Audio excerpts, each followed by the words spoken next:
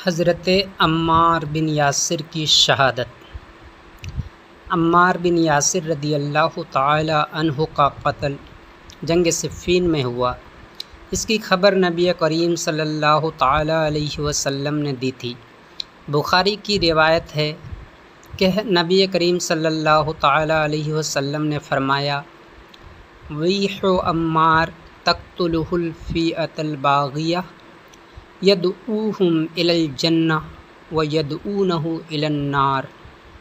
قال یقول عمار اعوذ باللہ من الفتن۔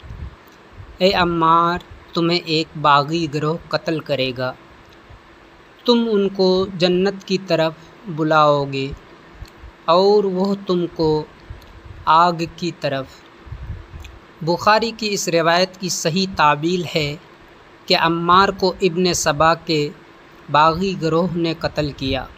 دونوں جانب مسلمانوں کو لڑا رہا تھا۔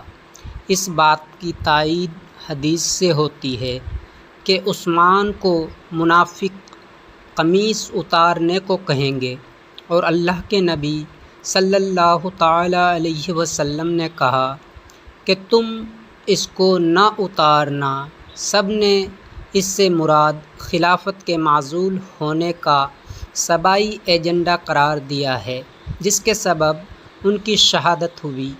ام المؤمنین عائشہ صدیقہ رضی اللہ تعالی عنہا فرماتی ہیں کہ رسول اللہ صلی اللہ علیہ وسلم نے فرمایا: یا عثمان انہ لعل اللہ یکسک قمیصا فإن ارادوک علی خلعہ وتخلعہ لہم۔